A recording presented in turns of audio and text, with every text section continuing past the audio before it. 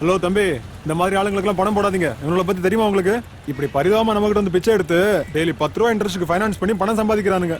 சிட்டிக்கு வெளியே பெரிய பெரிய இடங்களை வளைச்சு போட்டு ரியல் எஸ்டேட் பிசினஸ் பண்றானுங்க. அதெல்லாம் கூட சைட் பிசினஸ் தான். இதான் அவங்களுக்கு மெயின் பிசினஸ். புரிஞ்சுதுங்களா? ஏன் அவங்க கிட்ட நீ ஏதாவது ஃபைனான்ஸ் வாங்கியிருக்கியா? சேச்சா, சிக்னல் நிக்கிற டைம்ல ஜெனரல் டாபிக் எல்லாரும் சொல்றதா நானும் சொன்னேன். எல்லாரும் நினைக்கிறது நீ எல்லார்கிட்டயும் சொல்லாத. Okay sir.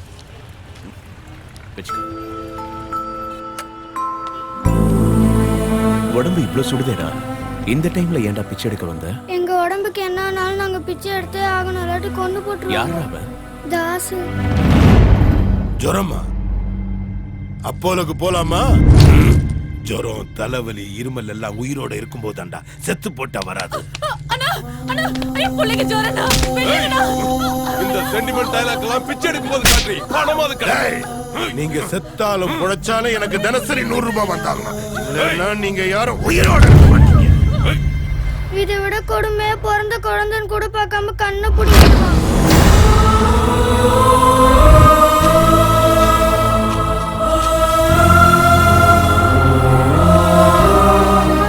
இவன் பிரபுதேவா மாதிரி பெரிய டான்சர் ஆகணும்னு ஆசைப்பட்டானா. ஆனா அந்த பாவிங்க இவன் காலை வெட்டிட்டாங்க. எல்லா பஸ் ஸ்டாண்ட்லயும் ரயில்வே ஸ்டேஷன்லயும் அவங்க ஆளுங்க இருப்பாங்கண்ணா. நல்லா படிக்க வைக்கிற, சாப்பாடு போடுறேன்னு சொல்லி ஏமாத்தி கூட்டிட்டு வந்துட்டாங்கண்ணா. அவங்க கிட்ட மாட்டிக்கிட்டா யாரா இருந்தாலும் செத்து போலாம், தவிர தப்பிக்க முடியாதுண்ணா. அப்போ போலீஸ்ல கம்ப்ளைண்ட் பண்ண வேண்டியதாடா. ஏற்கனவே 2 பேர் கம்ப்ளைண்ட் கொடுக்க போனாங்க, அவங்கள கொன்னு போட்டுட்டாங்கண்ணா. என்ன பண்றேன்னு தெரியாம இப்படி அடிமையா பிச்சை எடுத்து போறீங்களா? எங்கடா இருக்காங்க அவங்க?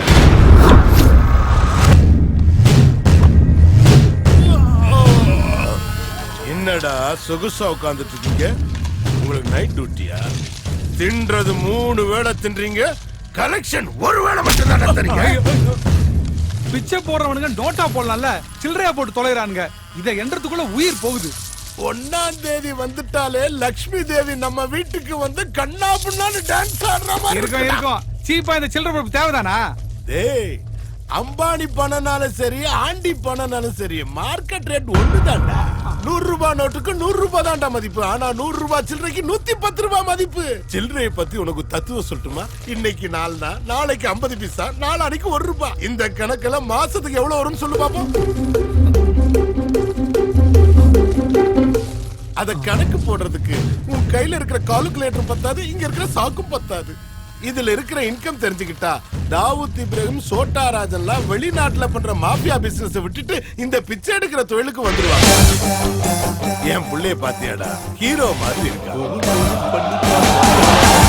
எப்படி இருக்கு டாடி என்னோட ஸ்டைலு? 10 கோடி ரூபாய் பட்ஜெட்ல 9 உனக்கு ஜோடியா போட்டு படம் எடுக்கிறேன்டா அவனை. பிச்சை எடுக்கிற நம்ம பசங்க பார்த்தாலே உன் படம் 100 நாள் ஓடும். வேணாம் டாடி, நல்லவனா நடிக்கணும். நான் வில்லனா பண்றேன், அப்ப ரேப் பண்ணலாம், மர்டர் பண்ணலாம், செம்ம ஜாலியா பண்றது கூட தானே. ஆனா சினிமால ரசிக்கிறாங்க. எவன்டா நீ? எதுக்குடா என் புள்ள போட்டுட்டீங்க? ஏய் விடு அவனை. டேய் செத்து போய் வந்தா. சாவுன்னு தான்டா அடிக்கிறார். ஏன் ஏரியாக்கு வந்து ஏன் பிள்ளை அடிக்கிற? உனக்கு அவ்வளவு தைரியமா? ஏரியாவை பத்தி பேச இது கிளைமேட் இல்லடா, உங்க கிளைமேட். கஷ்டப்படுறத பார்த்து உனக்கு வேதனையா இருக்கா? நீங்க பச்சை குழந்தைங்க கண்ணுல கள்ளிப்பால ஊத்தும் போது அவங்க எவ்வளவு துடிச்சிருப்பாங்க. நிறைய பணம் கிடைக்கும். அவ அப்படிதான் அழுவா, நீ எருக்கமல ஊத்து. இதுக்கு மேல உனக்கு மரியாதை இல்ல. என் பிள்ளைய விட்டுரு. அது சரி, அனாதைங்களுக்கு எல்லாம் ஆதரவு கொடுக்கறதுக்கு நீ என்ன மதர் தெரசாவோட மறு அவதாரமா? இவங்கிட்ட இந்த முத்துப்பாண்டி பத்தி சொல்லு. இவனுங்களை பத்தி சொல்றது என்னன்னா, இது சில்லறை பசங்க, சின்ன குழந்தைங்க கைய காலெல்லாம் வச்சு பிச்சை எடுக்க வச்சு பொழப்பு நடத்தினுக்குறானுங்க. நீ வேற சின்ன வயசு சிரிஞ்சி மரியாதை வீட்டுல போய் ஏதாவது வீடியோ கேம் விளையாடு. இவனை வெட்டி வீசுங்கடா.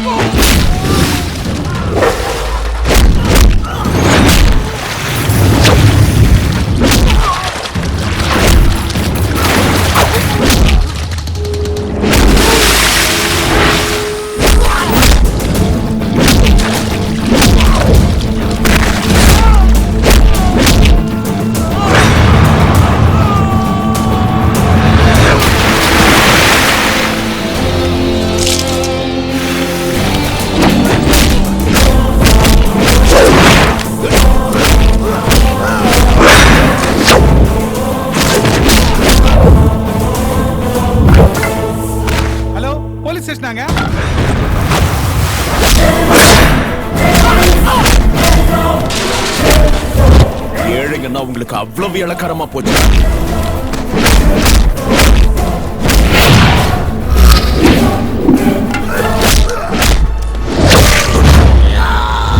அம்மாவோட மடியில ஆசையா விளையாட வேண்டிய பச்சை புள்ளைங்க கண்ணை பிடுங்கினது இந்த கைதான்.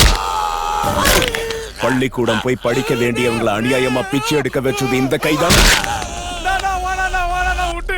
எங்க அண்ணன் உடம்புல பார்ட்ஸ் எல்லாம் ஷேக் ஆயிடுச்சு, எலும்பெல்லாம் பிரேக் ஆயிடுச்சு. வாடா விட்டுனா. உங்க லுக்கோட அர்த்தம் புரியுது சாமி. பாடியில அடிக்க மிச்சம் எதுவும் இல்ல, தலை மட்டும் தான் மிச்சமா இருக்குது.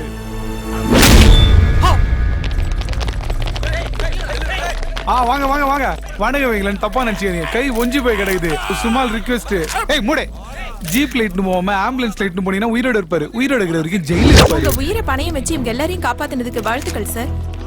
இது நான் செய்ய வேண்டிய வேலை இல்ல, நீங்க செய்ய வேண்டியது. மீடியாவா? எஸ், உண்மைதான். அமைச்சர் மீடியாக்காரங்க தினமும் ஆயிரக்கணக்கான பேர் ரோட்ல போறீங்க. அதே ரோட்ல சின்ன குழந்தைங்க பிச்சை எடுக்கிறத பாத்துட்டு போறீங்களே தவிர அவங்கள பத்தி ஒரு நிமிஷம் கூட யோசிக்கிறது இல்ல. டிஆர்பி ரேட்டிங்காக ஐஸ்வர்யா ராய்க்கு பையன் பிறக்குமா பொண்ணு பிறக்குமான எஸ்எம்எஸ் கான்டெஸ்ட் வச்சு மக்கள் பணத்தை பிடுங்குறீங்க. குடும்ப பிரச்சனைன்னு சொல்லி கள்ளக்காதல டிவில காட்டி பரபரப்பாக்கி அதுல பணம் சம்பாதிக்கிறீங்க. ஆனா இந்த மாதிரி விஷயத்தை கண்டுக்கிறது இல்ல. மீடியா பப்ளிக்காக இருக்கணுமே தவிர பப்ளிசிட்டிக்காக இருக்கக்கூடாது. இங்க பாருங்க, என்ன பத்தி பேசுறத விட்டுருங்க. சொசைட்டில நல்லது பண்ண நிறைய பேர் இருக்காங்க. எங்கேயோ ஒருத்தர் ஹார்ட் ஆபரேஷனுக்கு 5 லட்சம் ரூபாய் பணம் தேவைன்னு பேப்பர்ல படிச்சு பணம் அனுப்புற நல்ல இதயங்கள் இருக்கு. அவங்க கிட்ட இவங்களை தெரிய வைங்க. இவங்களை காப்பாத்துங்க. இவங்க முன்னேறத்துக்கு வழி செஞ்சு கொடுங்க ப்ளீஸ். நீங்க தானே உண்மையான ஹீரோ. நாம இதுவரைக்கும் லிக்கர் மாஃபியா, ட்ரக்ஸ் மாஃபியா கேள்விப்பட்டிருப்போம். ஆனா அதை விட கொடூரமானது ஹியூமன் மாஃபியா. குழந்தைகள், பெரியவர்கள், ஏழைகளை பிச்சை எடுக்க வைத்து சம்பாதித்துக் கொண்டிருந்த கொடூர கும்பலை தனது உயிரை பணயம் வைத்து காவல்துறையினரிடம் ஒப்படைத்த இளைஞர் செர்ரிக்கு Facebook மற்றும் ட்விட்டர் மூலமாக வாழ்த்துக்கள் குவிந்த வண்ணம் உள்ளன. செம்ம இன்ட்ரெஸ்டிங்கா இருக்கானே. I think I like it. என்னமோ ஏதோ முட்டி முளைக்குது மனதில், வெட்டி எறிந்திடும் நொடியே முட்டு அவிழுது கொடியே. ஏனோ குவியமில்லா ஒரு காட்சி பேழையோ, உருவமில்லா நாளை. அட ஏன் நிறுத்திட்டீங்க? வெக்கமா இருக்கு. ஐயோ, நீங்க வெக்கப்பட்டா இன்னும் ஸ்மார்ட்டா இருக்கீங்க. என்ன திடீர்னு இங்க வந்திருக்கீங்க? ஒண்ணும் இல்ல, செரி என்ன ரொம்ப டிஸ்டர்ப் பண்றான். கஷ்டப்படுறவங்களுக்கு எல்லாம் ரொம்ப ஹெல்ப் பண்றான். அது எனக்கு ரொம்ப பிடிச்சிருக்கு. நீங்க தான் அப்படியே எங்க 2 பேரும் சேர்த்து வைக்கணும். என்ன கொல்லாம விட மாட்டீங்க போல இருக்கு. ப்ளீஸ். உங்களுக்கு நடுவுல நான் வேற எதுக்குமா? நீயே டைரக்டா போய் சொல்லலாமே. ஏற்கனவே அவன் ஒரு டைப், திடீர்னு ரிவர்ஸ் ஆனாலும் ஆயிடுவான். எனக்கு கொஞ்சம் ஈகோ ஜாஸ்தி. அவனே எப்படியாவது வந்து சொல்ல சொல்லுங்களேன். உனக்கு ஈகோ அதிகமா வச்சுக்கிறேன். உனக்கு ஈகோ அதிகம், எனக்கு பயம் அதிகம், அவனுக்கு திமிர் அதிகம். ஒண்ணு பண்ணலாமாமா? இந்த லவ் ஸ்டோரி இதோட முடிச்சுக்கலாமா? ஜிலேபி, என்னம்மா? எனக்கு கோவம் அதிகமா வரும். எதுக்கு முயற்சி பண்ற? சரி, என்ன உனக்கு ரொம்ப பிடிக்கும்ல? உங்களுக்காக தானே லவ் பண்ண பொண்ணையே வேண்டாம். வேண்டாம். மறுபடியும் நீ அந்த பொண்ணை லவ் பண்ணி ஆகணும். என்ன மாமா அது? வேண்டாங்கிறப்ப கட் பண்ணிட்டு வேணுங்கிறப்ப கனெக்ட் பண்ணி இதுனா இன்டர்நெட்டா? என் ஹார்ட் பஞ்சடிக்காத மாப்ள. நீ ஏதோ அனாதை குழந்தைங்களுக்கு ஹெல்ப் பண்ணியா? அப்போதுல இருந்து நீ தான் அவ ஃபிக்ஸ் ஆயிட்டாலாம். வா வந்து கொஞ்சம் லவ் பண்ண. எங்க லவ் பண்றது? அவங்கள சேவ் பண்ணலனா இவ லவ் பண்ண மாட்டாளா? அந்த மாதிரி பொண்ணு எனக்கு வேணாமாமா. என்ன எனக்காகவே லவ் பண்ற பொண்ணு தான் வேணும். என்ன விட்டு ஓவரா போயிட்டு இருக்க? நீ என்ன மக்கள் தொகை எம்ஜிஆரா இல்ல சூப்பர் ஸ்டார் ரஜினி? ஆமா. இவ கால்ல விட ரெண்டா அவளை லவ் பண்ற. சரி, எனக்கு கொஞ்சம் ஈகோ அதிகம். போய் அவளே இங்க வர சொல்லுங்க. ஈகோ அதிகமா? நாங்க 2 பேரும் பேசிட்டு இருந்தோம், கேட்டியா? இல்லையே. ஏன்? இல்ல, இதே டேரக்டா தான் அந்த பொண்ணு சொல்லுச்சு.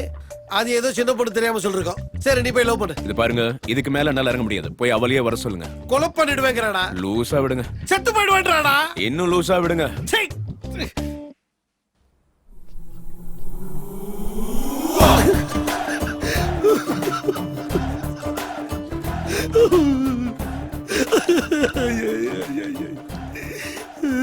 என்ன சார் இங்க உட்கார்ந்து அழுதுட்டு இருக்கீங்க? ஏய், இங்க உட்கார்ந்து அழுது கூட பர்மிஷன் வரலையா? மனுஷன நிம்மதி அழ கூட விட மாட்டீங்களப்பா? சரி, அழுது தொலைங்க. நீ கவிட்டு போ. முடிச்சுடுவா. எங்கனே முடிக்க போட மாட்டா.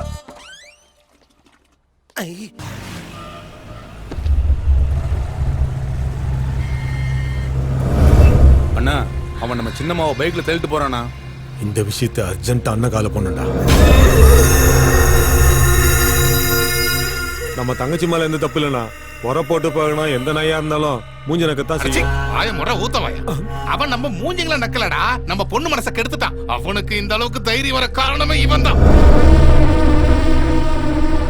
என்னடா என்னடா சொன்ன? பேச்ச வச்சு மனுஷனையும் கண்ணை வச்சு கேரக்டரையும் எடை போட்டுருவேன் நீ.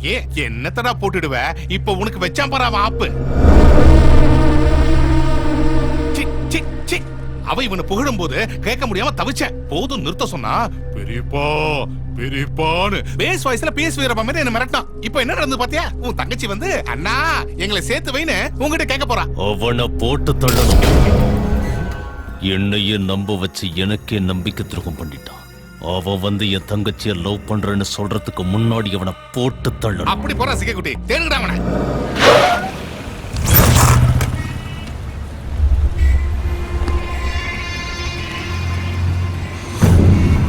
அண்ணா தூக்கிடலாமாண்ணா? வாய் மூடு. அவன் ஹெல்மெட் போட்டு தெரிஞ்சிட்டு இருக்கான். சைதாப்பட்ட சிக்னல் கிட்ட இருக்கான். நான் என்ன பண்ணட்டும்? ஹெல்மெட் விபத்துல இருந்து காப்பாத்துமே தவிர நம்ம கிட்ட இருந்து காப்பாத்தாதடா. நீங்க அவனை ஃபாலோ பண்ணுங்க, நாங்க அதோ கிளம்பிட்டு இருக்கோம்.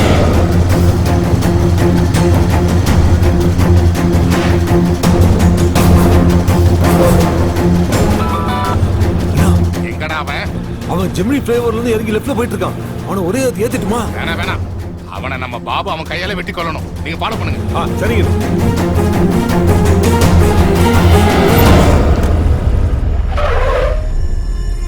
அண்ணா அவன் சட்டசபைக்குள்ள போறானா? நாங்களும் பக்கத்துல தான் இருக்கோம். அண்ணா இங்க வச்சு போட்டு ஏதாவது ரிஸ்க் ஆயிடுமாண்ணா? அங்க வச்சு தாண்டா போட்டு தள்ளணும். அப்பதான்டா ஸ்டேட்டுக்கே நம்ம பவர் தெரியும்.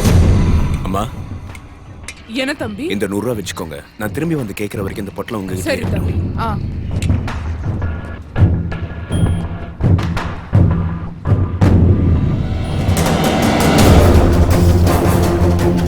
அம்மா கொடுங்க.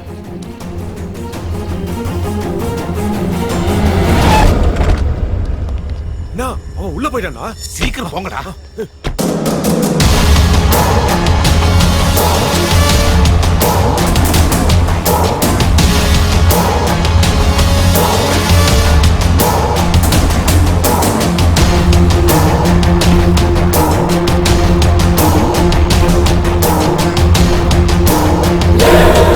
ஏய் பாபு, இந்த மர்டர் எப்படி இருக்கணும்னா இந்த ஸ்டேட்லயே இதுதான் கொடூரமான மர்டரா இருக்கணும்.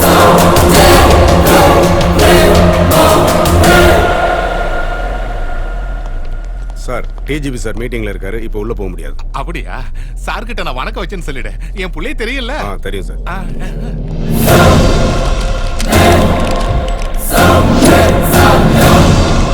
எங்கடா போய் தொலைஞ்ச அவன்? சீக்கிரம் போடாம.